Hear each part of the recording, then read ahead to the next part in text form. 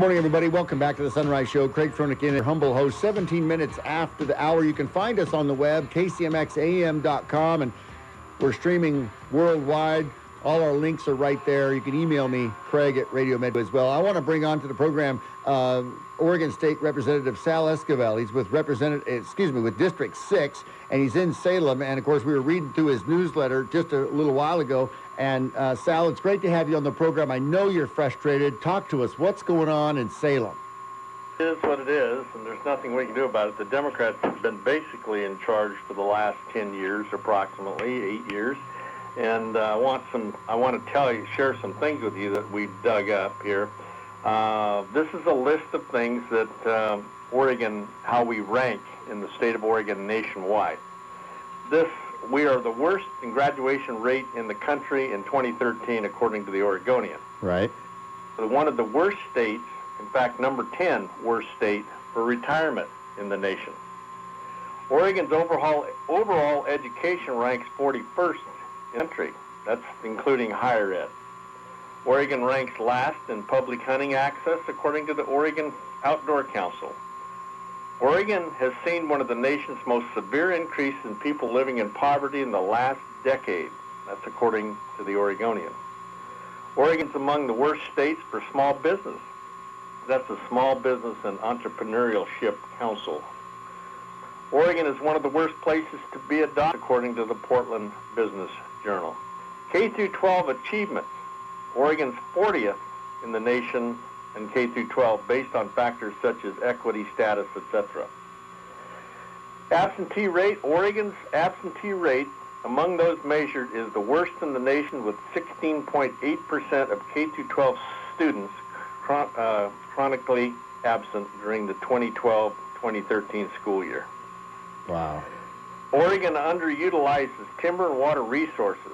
Timber harvests are less than half of what they were recently as the 1980s. The federal government land is 53% of the state, and pulling more water out of the Columbia River can thousands of new jobs and economic development, but we allow the conservationists to dictate to us on our economy. Oregon only has two natural renewable resources, and that's water and timber. Right.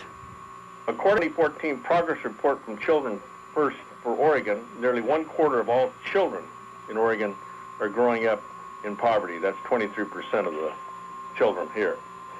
Food stamp usage. Oregon is the highest food stamp usage rate in 2013. That's from the publication called Governing. Food insecurity, 13.6%, or 509,000 of Oregonians experienced food insecurity in 2012-2013. Food insecurity represents inconsistent access to sufficient amounts of foods. Poverty rate, 17.21% for Oregonians living in poverty. We're 35th nationwide. Personal income rate, tax, third highest in the nation, according to the Oregonian. Wow. State and local income tax collections per person, 5th highest in the nation, according to the Tax Foundation. And we also have one of the worst reputations for nationwide for geological mining opportunities in the United States, according to our own Representative Wisness. So there's just a couple of things that let you know what the report card is with the current situation the way it is. And these now, are from all one thing in my mind is if we're in such poverty rate and we have one of the highest, and I repeat, one of the highest minimum wages, what do we think we're going to accomplish by bumping it to $15 an hour? Well, we're going to put, just like Washington, it's going to be a carbon copy. Service industry they're going to cut back on jobs, and they could possibly close their doors. Well, see, that's the problem here. The problem is when we were growing up in the Medford area, we had the timber industry. So I pulled green chain at Kogap, veneer green chain. I earned $3.74 an hour in 1970. Today, that's about $22.60 per hour. So that's a good job. Now, those have gone away because of the environmental movement in the state of Oregon, and then they've been replaced by the service-orientated retail-type businesses that pay a very low wage. In fact, minimum wage, if not just a little bit better. So consequently, I've always and you probably read my newsletter, I look at it like a baseball team. Let's say we have a baseball team, and I have my best hitter is a 400 hitter, which is the timber industry. I bench that individual, and I bring on a 165 or a 200 hitter, the retail service commercial type hitter for minimum wage, and the whole ecosystem drops. And people can't understand what we're doing to ourselves. I mean, the issue of a living wage with our, not using our natural resources as a state is a crime. Well, and there's no reason for it. I mean, I agree that, what happened in the past wasn't necessarily good, all of it, but there wasn't necessarily bad things either. Right.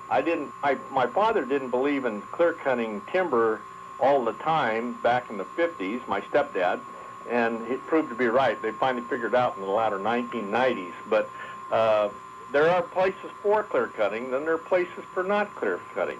There's select cuts, which is very easy to do, but you need to treat the forest just like it's a crop, like a crop of wheat. Exactly. You nourish it, you take care of it, you weed it, and you make sure that in the end you have an ample crop to harvest. And then you harvest it, you replant it again.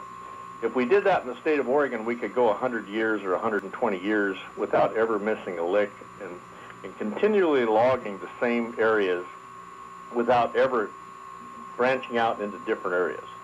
So it's a very, very simplistic thing, but we've allowed the tail to wag the dog. And as long as Congress allows people to sue the federal government, or the taxpayer actually, and pay more for that individual's attorney fees than they actually pay, and we make a business out of suing the U.S. government, then we're still going to have this problem forever. But until they do something about that, we will continue to have this problem. Exactly. Sal, we've got a break coming up, but I want to talk about all these things. There's so much, and it takes involvement. I was just talking about this in the segment before. I said, ladies and gentlemen, when the politicians aren't minding the store, we've got to step in, we the people, and vote them out until we get quality leadership.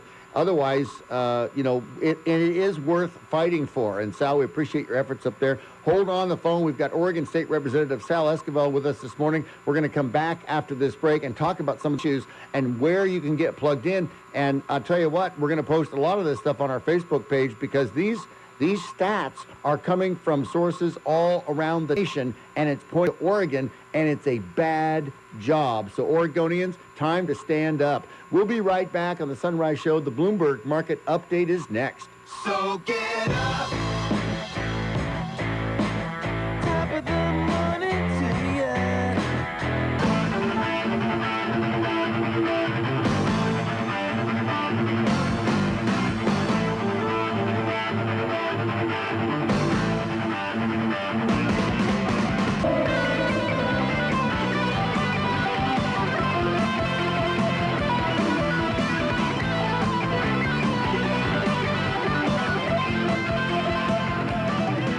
Good morning, everybody. Welcome back. 35 minutes after the hour, continuing with Oregon State Representative Sal Esquivel, District 6, and he's up in Salem. And we were just talking of all of the figures that are going through historically over the last 10 years or so. And 35th nationwide in poverty with 17.2%. The K-12, they're 40th. The absentee rate is the worst in the nation from 2012 and 2013. These sources are all coming. They aren't just one particular source. They're balanced. You can't fake the numbers. I mean, third in the nation in tax rate. I mean, the retirement, the 10th worst state to be in, and the figures go on and on. We didn't even get to, accentuating the positive by utilizing our natural resources. And Sal, what do we do? What can they do besides get a hold of their legislators, follow the issues more carefully? Well, I mean, it's example, we need to have people contacting these northern legislators, because the northern legislators are, it's amazing to me that the longer I'm in this building, the more I realize that there's such a large split between rural Oregon and urban Oregon. Yeah. And what I mean by that is that these people from the city, they don't care whether they have a $15 minimum wage because, you know, there's people out there that they just go ahead and they have more customers. Well, that's fine if you have 600,000 people in your community. But when you're in a place like Burns or Lakeview that have a couple, 2,000 or 3,000, that's a little more difficult to overcome. Yeah, and they don't understand that. Yeah, and the state economists, we've talked about this and featured the article. It's the death of the rural county, and it's rural versus urban, and the jobs are not being replaced. And I you know, in my way, I guess I say, listen, attention politicians, what are you trying to create? Ghost towns? Because that's... Well, and I think Congressman Schrader said it well, and he's a Democrat out of this area up here in Salem under this congressional district here. He said, Oregon's a great place to attract businesses because Oregon's a nice place. But he said Oregon can't keep businesses because of their overregulation. Right, right. Well, and then, you know, the increased taxes, and it's just a matter of, I think, Oregonians, they want the biggest bang for their buck. They want to see that the money's not being wasted. And with all the headlines the last few years, I mean, you know, business owners, the money is just pure and simple being wasted. And then there's more money needed. And this whole issue of passing a K-12 education budget that's short, I don't even understand that. And what's going to happen with the kicker, Sal? What happened with that, they positioned that on purpose. So therefore, they turned around and they asked us, the Republicans, well, would you vote with us to do away with the kicker because we need that money for K through 12? Well, wait a minute here. You had $1.8 billion more in revenue this biennium than last, and you spent $600 million on K through 12. What happened to the other $1.2 billion? Well, there's no answer to that. And they're definitely not going to be saving it in the reserve. They're saving the nickel. In fact, they're going to run up the credit card again.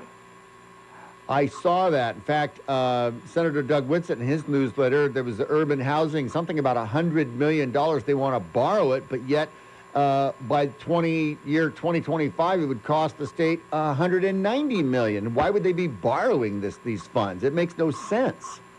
Well, because they want to make sure that they start these programs. The one thing I can tell you about government programs, that's the only thing that I know that lasts eternally. Jeez. Yeah, well, the people need to speak out, and that's what we do. And Sal, it's great to have you on the program because we hear what's going on up there. And Oregonians, you know, in Southern Oregon especially, you know, we just don't feel represented. And I talked about your voting no 12 times and the partisan vote in the business, you know, category, in the business, and they all went to committee. And it's like, it was absolutely absurd. All the 12 bills passed out of committee on a straight party line vote, no compromise, no consideration, just passed on a party line basis. And I say, ladies and gentlemen, we are not being represented fairly and wholly in Oregon. Well, at that Business and Labor Committee, there's one person from Eugene, there's 5 from Portland, and these are Democrats, and then the rest of us are the Republican sector, and we're all from rural Oregon. Except one. One's from Clackamas, but he's from rural Clackamas County. It's unbelievable. Pretty much rural and urban again. There you go. Well, this is very serious because the death of the rural county is true and happening, and young people are not coming back. They're going to the urban areas, and the jobs are going to die out. You wonder what's going to be happening with that. Sal, we're pretty much out of time, but it's great to have you on the program, and we look forward to our next dialogue. And keep us posted with your great newsletters as well. Aaron, I'll have Jan send you that list of stuff that I read off. That would be great. I would love to have that because we're going to be talking about that continually because the folks here want to know where they can go and what they can do to help. So thank you, Sal. Okay. All right. Ladies and gentlemen, Oregon State Representative Sal Esquivel from District 6. He's up there in Salem, and they go through the end of June. Make sure and get connected. Send him a note. Make a phone call. And you know, stay connected and get inspired for the folks there in the Senate. We'll be back more on the Sunrise Show as we continue Coming up, we're going to dissect all of that in the 8 o'clock hour. Alexandra Petrohilos from Bill's Glass will be with us talking about the spring home show going on in the Jackson County Expo Friday, Saturday, and Sunday. So much going on. Hope you'll stay tuned for that. We've got this. When you look at education and the money being spent, are we getting service? That's what I want to know. Are we getting service for our money? We'll be right back in the Sunrise Show after this quick break. ABC Sports about 4 minutes away.